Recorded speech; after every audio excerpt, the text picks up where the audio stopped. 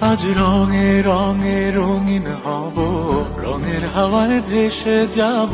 দেশের জনপ্রিয় গায়ক, সুরকার, অভিনেতা ও মডেল তাহসান রহমান খান সম্প্রতি ফেসবুকে একটি সুখবর দিয়েছেন। এতে তিনি অভিনেত্রী তাসনিয়া ফারিনকে অভিনন্দন জানিয়েছেন।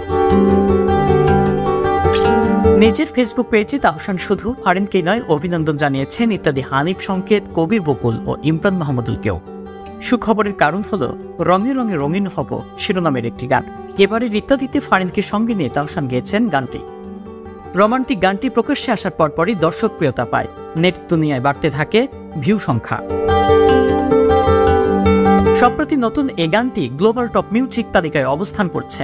তাহসানের ফেসবুক পোস্ট থেকে জানা যায়, গ্লোবাল টপ মিউজিক তালিকায় 81তে অবস্থান করছে ফারিন তাহসানের গানটি।